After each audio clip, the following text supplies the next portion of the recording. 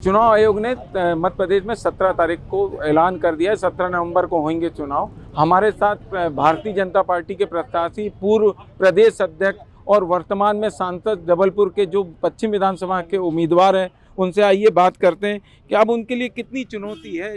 चुनाव की तारीखें घोषित हो गई। देखिए, चुनाव तो हमेशा चुनौती है, लेकिन जो हमेशा पढ़ाई करे उसको परीक्षा में तकलीफ कम होती है।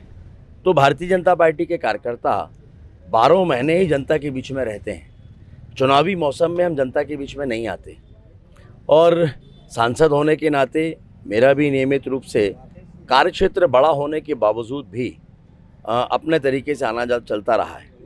और अभी जब मैं विधानसभा के प्रत्याशी के रूप में आया हूं और जनता का जिस तरह से आशीर्वाद प्राप्त हो रहा है, मुझे लगता है कि जीत भारतीय जनता पार्टी की सुनिश्चित है और मध्य प्रदेश में भारी बहुमत के साथ भाजपा की सरकार बनने जा रही है। रणनीति क्या होगी? आप प्रत्याशी हैं, रणनीति क्या होगी अब जब चुनाव तारीखें घोषित होगी? रणनीति अब हम टेलीविज़न पर तो डिस्कस नहीं कर सकते हैं, लेकिन नीति कुल मिलाकर एक ही है कि जनता का आशीर्वाद प्राप्त करना और सरकार बनाना, और उसके लिए जो भी आचार संहिता का पालन करने वाले तरीके हैं उन सबका पालन करते हुए जनता के बीच में रहकर उनसे आशीर्वाद लेकर सरकार बनाए, और वो हम कर रहे हैं। अभी आपने देखा आपका पूरा विधानसभा क्षेत्र बड़ा है, पर भी 1 महीने तक कम का समय मिल रहा है, तो इसको आप किस तरह देखते हैं?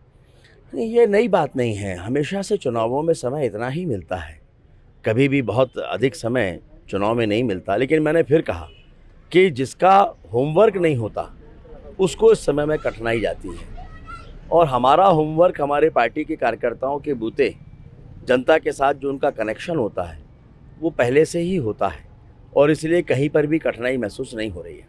अभी तक तो आपके विरुद्ध कौन लड़ेगा यह भी कांग्रेस ने डिसाइड नहीं किया है, तो इसको आप किस तरह देखते हैं? अभी तक उनकी टिकट में डिक्लेयर नहीं हुई है कोई। हम ये मानते हैं कि कोई ना कोई तो होगा ही।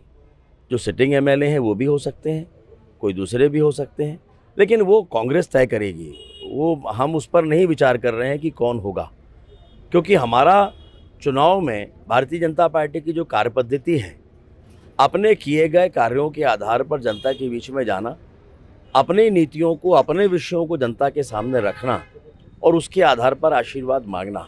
मध्य प्रदेश की सरकार हो या केंद्र में माननीय मोदी जी के नेतृत्व वाली सरकार हो, दोनों ही सरकारों के किए गए कार्यों की स्वीकारता इतनी अधिक है जनता के बीच में कि जनता में आशीर्वाद दे रही है। जनता कमल का फूल पहचानती है, और उसे ये मालूम है कि मतदान के पवित्र दिवस पर हमें क्या करना है। प्रदेश के पूर्व आप प्रदेश अध्यक्ष रहे, पिछली विधानसभा में आपने टिकट बांटी है, महाकौशल कद्दावर नेता हैं आप, तो कितना आप समझते क्या पश्चिम विधानसभा के अलग भी आप लोगों के लिए वोट मांगने जाएंगे? क्या है आपका? बिल्कुल, भारतीय जनता पार्टी जो भी कार्य सौंपेगी उन सभी कार्यों को करना एक कार्यकर्ता होने के नाते मेरी नैतिक जिम्मेदारी है। अगर पार्टी को ये लगेगा कि मुझे अन्य स्थानों पर भी जाना है तो ज़्यादा समय देंगे। पश्चिम विधानसभा क्षेत्र के समय में कटौती नहीं करेंगे, लेकिन अतिरिक्त समय निकालकर दूसरे क्षेत्रों पर भी जाकर काम करेंगे। अब आखिरी क्वेश्चन की कितना उम्मीद है, कितनी सीटों की उम्मीद है भारतीय जनता पार्टी के? आप नेता हैं यहाँ। भारतीय जनता पार्टी नेतृत्व ने 150 सीटों का लक्ष्य रखा है, लेकिन इसका मतलब ये नहीं कि हम 150 सीटों पर ही रुकेंगे। 150 सीटों के बाद जो बची हुई सीटें हैं, 80 सीटें, उन पर भी कांग्रेस और बीजेपी में बंटवारा होगा। कुल मिलाकर ऐतिहासिक बहुमत के साथ भारतीय जनता पार्टी की सरकार बनेगी। यह थे हमारे साथ भारतीय जनता पार्टी के पश्चिम के उम्मीदवार। अब देख, इनका पूरा विश्वास है कि विजय भारतीय जनता पार्टी की होगी। धीरज शाह, MP तक, जबलपुर।